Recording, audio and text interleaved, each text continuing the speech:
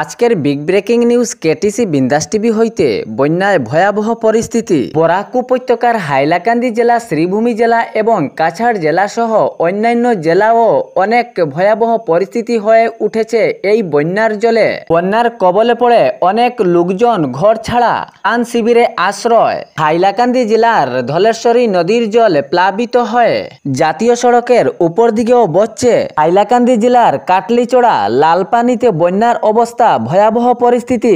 জাতীয় সড়কের উপরেই জল বহচ্ছে, অনেক ঘর বাড়িও তলিয়ে গেল জলের তলায়। একই দশা হয়ে উঠেছে কাটলিচড়া বাজেমারাও।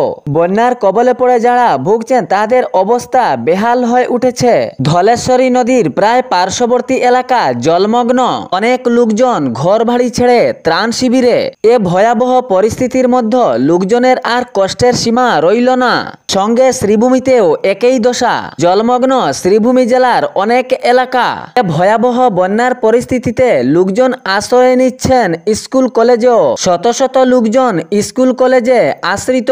শিলচর কাছাড়েও একই দশা, অনেক জায়গা জলমগ্ন হয়ে উঠেছে। লোকজন অনেক কষ্টের মধ্যে দিয়ে জীবনযাপন করছেন। শহরের বিভিন্ন স্কুল কলেজে আশ্রয় বন্যায় পীড়িত ভুক্তভোগীদের। শিলচরের Rangirkhari, Premtala, church road, Ambikapatti, Vivekananda road সহ অন্যান্য এলাকা বর্তমান জলমগ্ন। জেলা প্রশাসন বিভিন্ন স্কুল কলেজে গিয়ে ভুক্তভোগীদের খবরও নিচ্ছেন আশ্রয় শিবিরে। উন্নয়ন বিভাগ মন্ত্রী কৌশিক রায়, জেলা শাসক মৃদুল যাদব, পুলিশ সুপার নুমাল মাহাত্তা আশ্রয় শিবিরে গিয়ে খোঁজখবর নিচ্ছেন ভুক্তভোগীর। স্কুল কলেজে থাকার জন্য ভুক্তভোগীদের ব্যবস্থাও করা হচ্ছে। বন্যায় ভুক্তভোগীরা উনাদেরকে দেখে খুশি হন, জানান আপনারা এ পরিস্থিতিতে আমাদের সামনে এসে অনেক সাহস বাড়িয়ে দিয়েছেন। পরে মন্ত্রী কৌশিক রায় জেলা শাসকের সাথে কথা বলে অতি সত্বর ত্রাণ সামগ্রীর ব্যবস্থাও করান।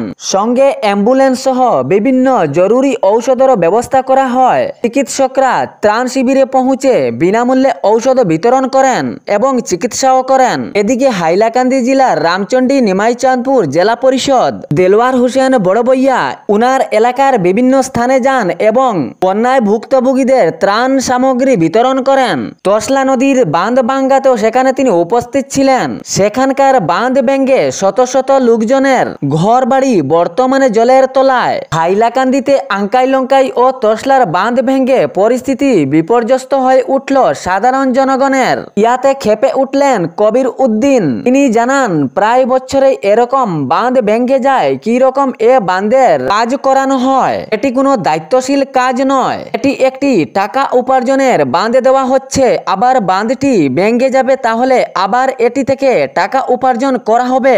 পূর্ব হাইলাকান্দির জনগণ এ নিয়ে ক্ষুব্ধ। বছরে বছরে বাঁধ হয়, আবার বাঁধটি ভেঙে যায়। পরিস্থিতি ভুগতে হচ্ছে আমাদের সাধারণ জনগণের। এদিকে হাইলাকান্দি জেলার জামিরা শাহাবাদ জেলা পরিষদ মান্না খান উনার সমষ্টির বিভিন্ন এলাকায় গিয়ে ভুক্তভোগীদের পাশে দাঁড়িয়েছেন। সঙ্গে ত্রাণ সামগ্রীরও ব্যবস্থা করছেন। যাতায়াতের জন্য নৌকা কিছুর ব্যবস্থাও করে দিয়েছেন।